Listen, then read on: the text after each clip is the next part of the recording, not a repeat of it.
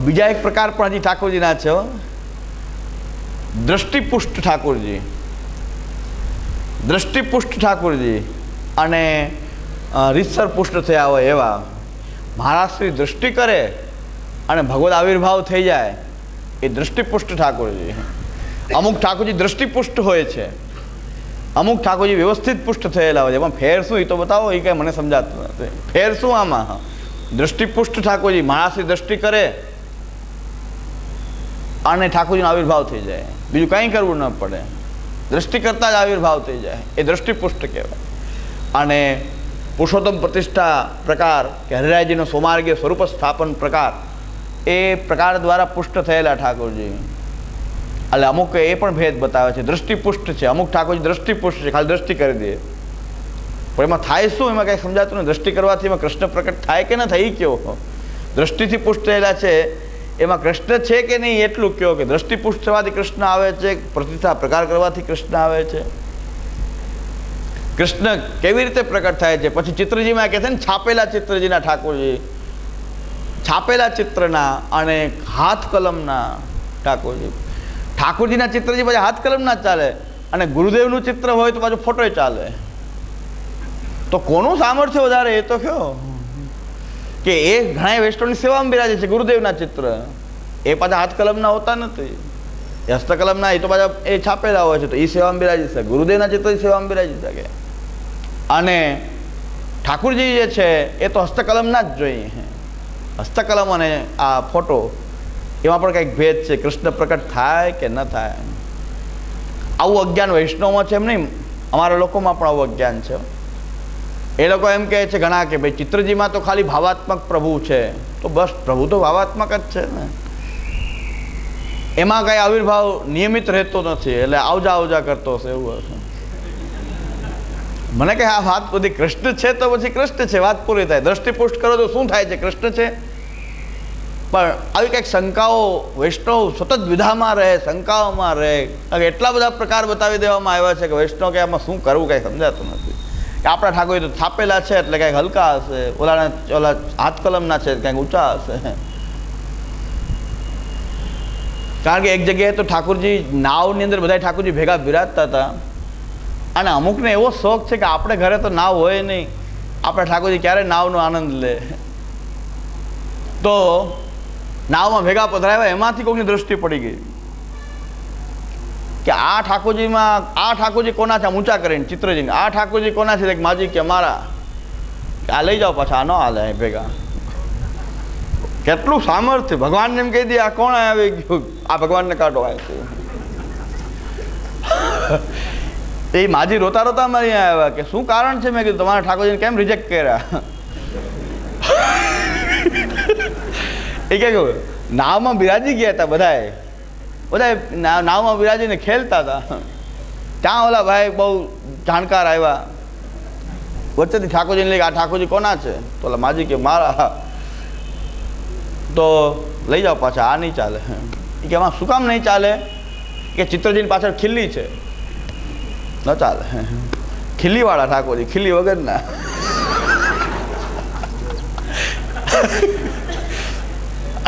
ખીલ્લીવાળા ખીલ્લી વગરના. કેટલાય પેટા પ્રકારમાં પડતા જાય કે નક્કી નથી થતું. સ્વરૂપ તારતમ્ય નિર્ણય કે શું આવા તારતમ્ય છે?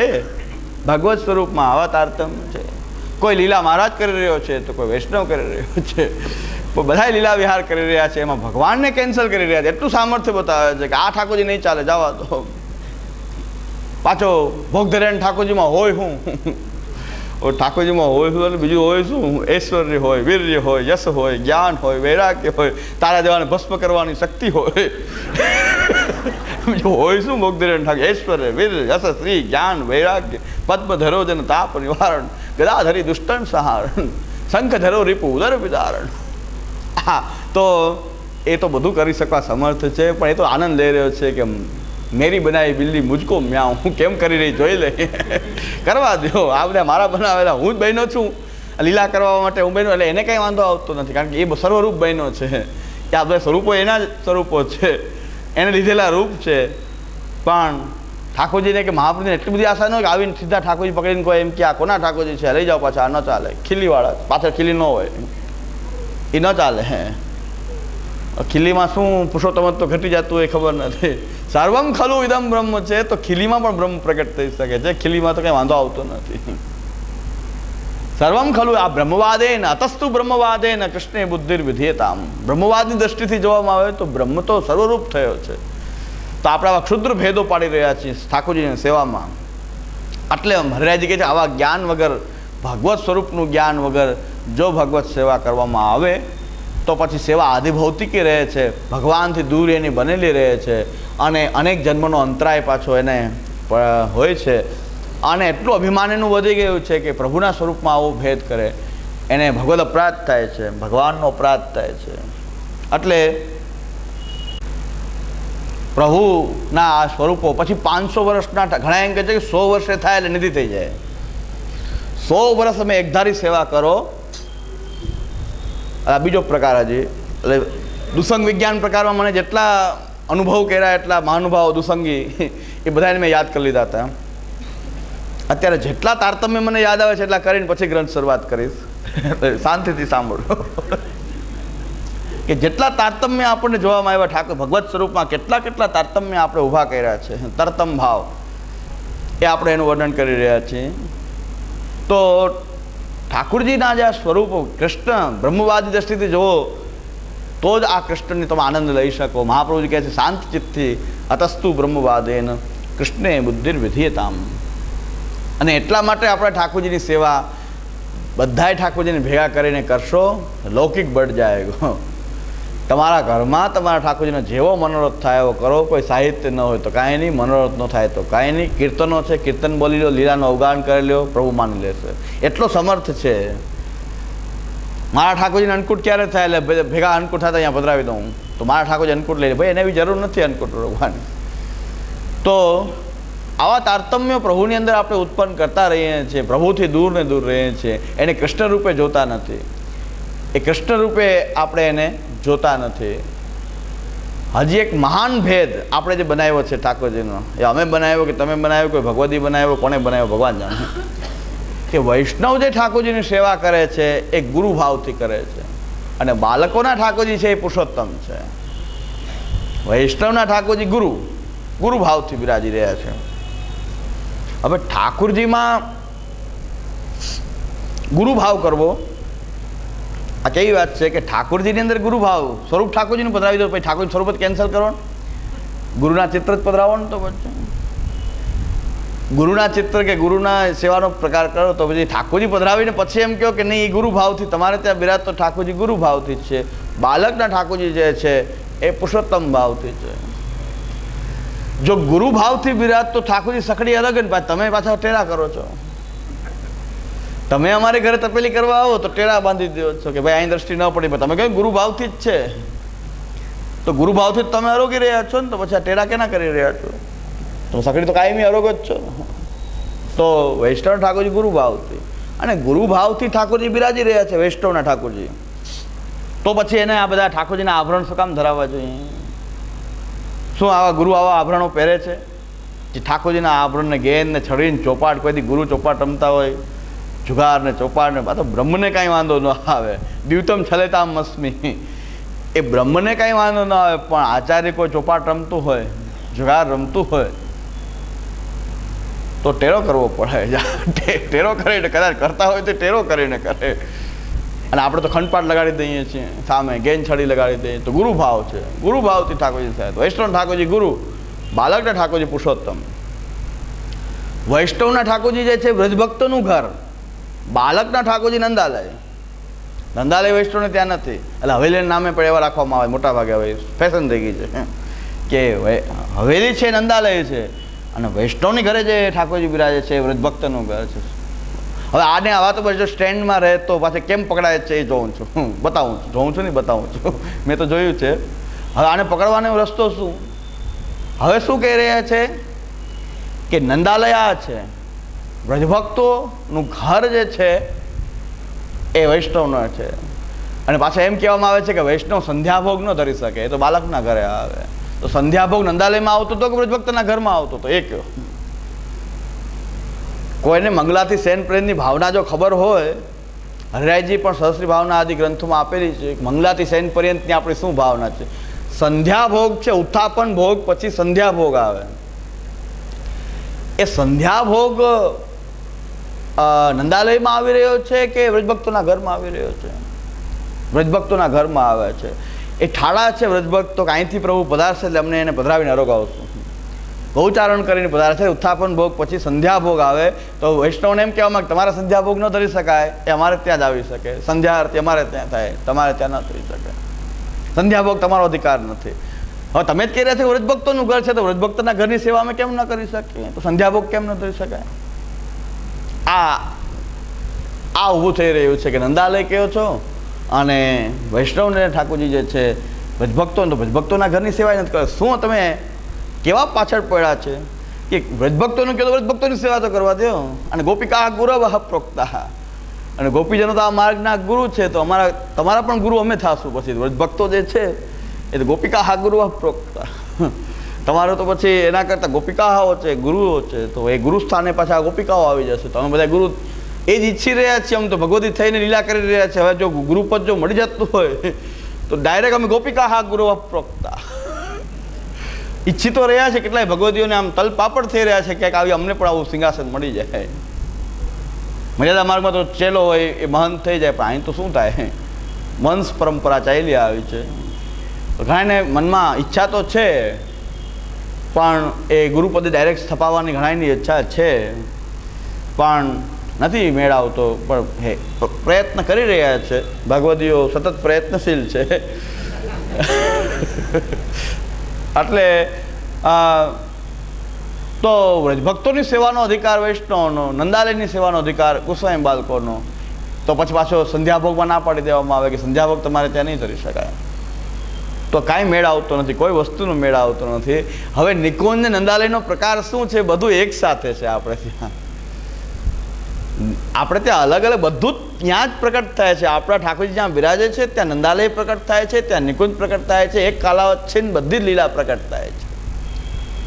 આપણે ત્યાં કલેવાનું એક કીર્તન જે છે યશોદાજીના ભાવનું બોલાય તો બીજું કીર્તન નિકુંજના ભાવનું બોલી શકાય છે.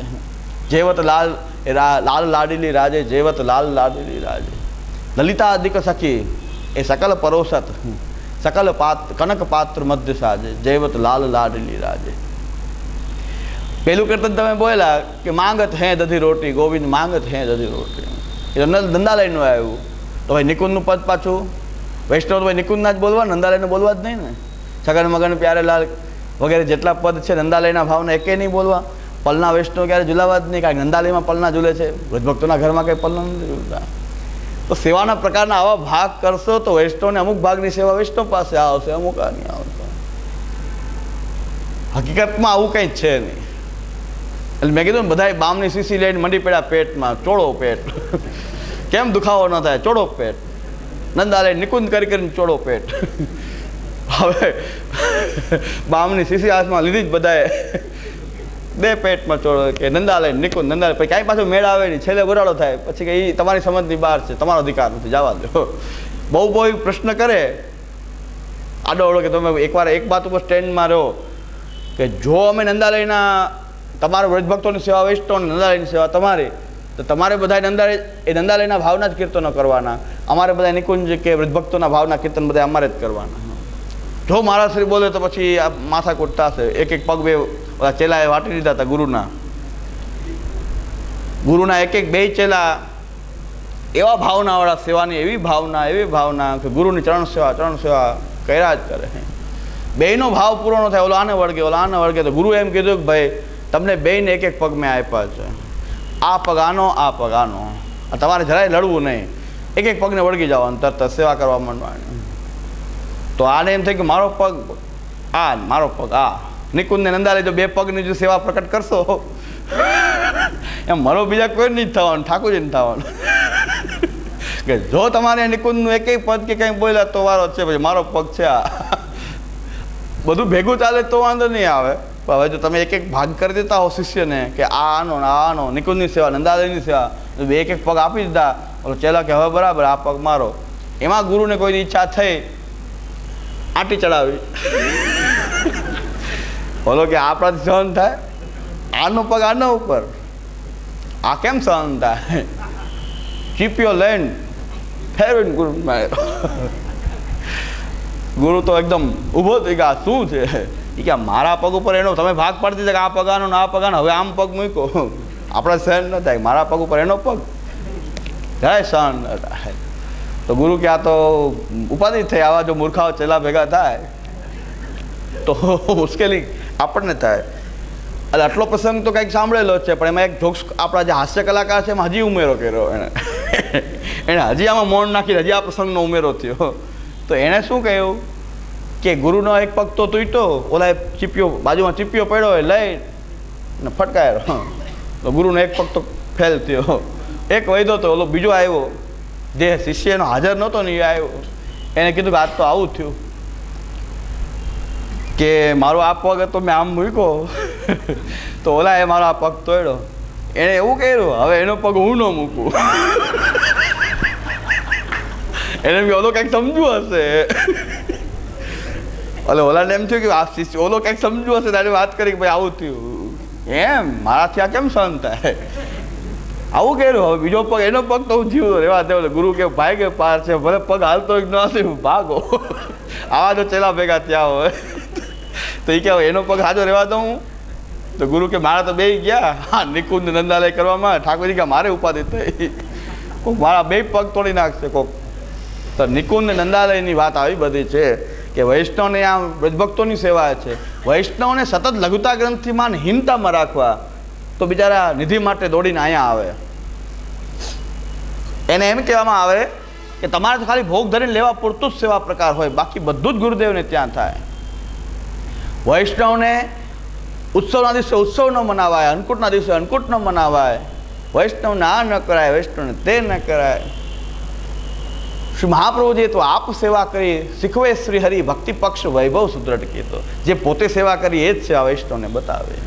આપ સેવા કરી શીખવે શ્રી હરિ ભક્તિ પક્ષ વૈભવ સુદ્રઢ કીધો. એક ગોસ્વામી બાલકે પોતાના સેવા પ્રકારનું પુસ્તક પ્રકટ કર્યું છે, એમાં ભયંકર મૂર્ખાઈ પ્રકટ કરી, એમ ખબર પડી જાય કેટલા મૂર્ખ છે.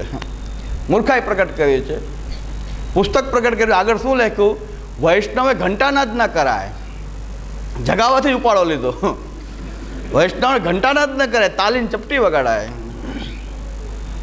વૈષ્ણવ જગાડવાથી જ ફેરફાર. વૈષ્ણવ ઘંટાનાદ ન કરાય, તાલી કે ચપટી વગાડવામાં આવે. વૈષ્ણવ આ ન કરી શકે, વૈષ્ણવ આ ન કરી શકે, આ બધું મંદિર સેવામાં થઈ શકે, વૈષ્ણવના ઘરમાં આ ન થઈ શકે. એ જ લિસ્ટ આપ્યું પહેલાં. પ્રકાર આટલો બધો પ્રકટ કરીને એવો પ્રકાર પ્રકટ કર્યો છે, મોટો દરદાર ગ્રંથ પ્રકટ કર્યો છે પોતાના સેવાના. આ ન થઈ શકે, વૈષ્ણવથી આ ન થઈ શકે. વૈષ્ણવે 4 ભોગ ન ધરી શકાય. ઉત્સવના દિવસોમાં વૈષ્ણવથી 4 ભોગ ન ધરી શકાય, એને તો એક જ ભોગ ધરવો. 4 ભોગની સેવા વૈષ્ણવથી ન થઈ શકે. પોતાની કેટલું જ્ઞાન ધરાવે છે એનું પ્રદર્શન કરી દીધું છે, પણ હવે ગુરુ એવા ચેલામાંથી કોઈને એવી ખબર પડતી નથી કે આપણા ગુરુ એટલા મૂર્ખ છે.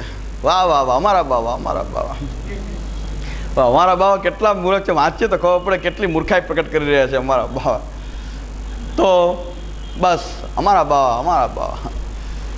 આખી સૃષ્ટિ અવળી ભેગી થઈ, બધા મૂર્ખાઓની ફોજ ભેગી થઈ લાગે છે. તો પછી કોઈ આ ધ્યાન દોરતું નથી કે આ 4 ભોગ વૈષ્ણવે ધરીને બતાવ્યા છે. વિરક્ત વૈષ્ણવે દાલ બાટીના 4 ભોગ ધરીને ડોલ ઉત્સવ મનાવ્યો છે. ડોલ ઉત્સવમાં એની પાસે કાંઈ નહોતું, તો દાલ બાટીના 4 ભોગ ધર્યા છે વિરક્ત વૈષ્ણવે. હથેળીમાં ડોલ ઝુલાવ્યા છે અને 4 ભોગ ધર્યા છે. તો એ 252 વૈષ્ણવની વાર્તા આપશ્રીએ વાંચી છે કે નથી વાંચી?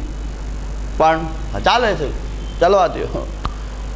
તો આવું વૈષ્ણવ 4 ભોગ ન ધરી શકે, વૈષ્ણવ ઘંટાનાદ ન કરવો, વૈષ્ણવ ત્યાં ધૂપદીપ ન થાય, વૈષ્ણવને ત્યાં અધિવાસન ન થાય, વૈષ્ણવને ત્યાં પંચામૃત ન થાય. પાછું એમ લખ્યું જન્માષ્ટમીમાં પંચામૃત કરાવવા, એવું કંઈક લખ્યું છે. સર્વી સ્વરૂપને જન્માષ્ટમીમાં કરાવવા, અન્ય કોઈ પંચામૃત વૈષ્ણવોથી ન થાય. ભાઈ વૈષ્ણવોનો વાંધો નથી, દ્વિજ અધિકારક જે સેવા છે, જે શાસ્ત્રોક્ત રીતે દ્વિજો કરી શકે એવો જે શાસ્ત્રીય જે પ્રકાર છે, એ જનોઈ ન ધારણ કરનારા લોકો વૈષ્ણવ નથી કરી શકતા. એ દ્વિજ અધિકારકની વાત છે, વૈષ્ણવ અને બાલકની વાત નથી. વૈષ્ણવ બ્રાહ્મણ પણ હોય છે, ક્ષત્રિય હોય છે, વૈશ્ય હોય છે, જનોઈવાળા પણ હોય છે. એ બધા આ પ્રકાર જે અમારા ઘરમાં થાય છે વૈષ્ણવ કરી શકે. અધિવાસન, જે જનોય ધારણ કરે છે એ વૈષ્ણવ અધિવાસન કરી શકે, જયંતીઓમાં પંચામૃત સ્નાન ઇત્યાદિ કરાવી શકે, એ દ્વિજ અધિકારક છે. ત્યાં બાલક અને વૈષ્ણવનો પ્રશ્ન નથી, ઠાકોરજી ઊંચા નીચા નથી, પણ શાસ્ત્રીય પ્રકારો જે છે, જ્યેષ્ઠાભિષેકનો પ્રકાર છે, જ્યેષ્ઠાભિષેકનો પ્રકાર પાછો કરે છે. એ ઘરના સેવકો બધા જ્યેષ્ઠાભિષેક કરાવે, પણ જ્યેષ્ઠાભિષેક તો વૈદિક મંત્રોચ્ચારણ કરીને કરવામાં આવતો અભિષેક છે, એ પણ દ્વિજ અધિકારક છે, એ જ થઈ શકે. પણ પ્રસ્તાવના વાંચી ત્યારે મને એમ થઈ ગયું કે વાહ, પ્રસ્તાવના વાંચી ત્યારે મેં કીધું વાહ, ઘંટાનાથથી જ મનાય વૈષ્ણવ, અને ઘંટાનાથ પણ વૈષ્ણવ ના કરાવી શકે. અને એના ઘરમાં ઘંટાનાથ પાછું મુખ્યો કરતો હોય, એના ઘરમાં મુખ્યો ઘંટાનાથ કરતો હોય, તો તમે ઘંટાનાથ તો તમે તો કરો, તમે તો જગાવો ઠાકોરજીને, એ મુખ્ય જગાવતો હોય. આ પ્રકાર છે. તોય કહે ને કહે 100 में से 80 बेईमान तो भी मेरा भारत महान है. महाराज श्री भले गरम मूर्ख પણ અમારા બાવા તો ભલે મૂર્ખ હોય, અમારા બાવા એનાથી અમારો ઉદ્ધાર થશે. આ બધી આ સૃષ્ટિવાદ અને સૃષ્ટિવાદના કારણે પાછા ફતવાઓ બહાર પાડવા માટે જેને કાંઈ લેવા દેવાની પુષ્ટિ, એવા નવા નવા ફતવા બહાર પાડવામાં આવે. ફલાણા ભાઈને જો પ્રસાદ લીધો તો તમારી મરજાત ગઈ. આટલા લોકોને બાદ અમારા નાતમાંથી બાકાત કરવામાં આવે છે, 1 2 3 4 5 6. જો આની સાથે કોઈ પણ પ્રકારે કોઈ વ્યવહાર કર્યો, બધાના ભૂકા પાણી બંધ. ફતવા, મૌલવી ફતવા બહાર પડે એમ. મૂર્ખાઈની હદ છે. છતાં અમારા બાવા મહાન, 100 में से 80 बेईमान, मेरा भारत महान. એ પ્રકારથી અમારા બાવા અમારા ભાવને કંઈ ખબર પડતી તો જો કે આ શું વાત કરી રહ્યા છે. શું મહાપ્રભુજીના સિદ્ધાંતમાં આવી વાત છે? વૈષ્ણવ ઘંટાનાદ ન કરી શકે, ક્યાંની વાત છે? શું કામ ન કરી શકે ઘંટાનાદ? વૈષ્ણવ ઘંટાનાદ શું કામ ના કરી શકે? શું કારણ છે? પૂછવું જોઈએ. શું કારણ છે ઘંટાનાદ ન કરવાનું વૈષ્ણવથી? શું કામ આ ન થાય? પાછું એમાં પણ જુઓ, ઠાકોરજીની બાબતમાં જુઓ કે મહાપ્રભુજીના નિધિ હોય તો 2 બીડા, અને ગુસાઈજી નિધિ હોય તો 1 બીડું. એના ઘરના ઠાકોરજીની વાત કરે છે, એના ઘરની આગળ લેખો છે ગુસાઈજીના નિધિ હોય તો 1 બીડું, મહાપ્રભુજી નિધિ હોય તો 2 બીડા. અને મહાપ્રભુજીની નિધિ હોય તો શંખનાદ થાય, નહીં તો ખાલી ઘંટાનાદ થાય.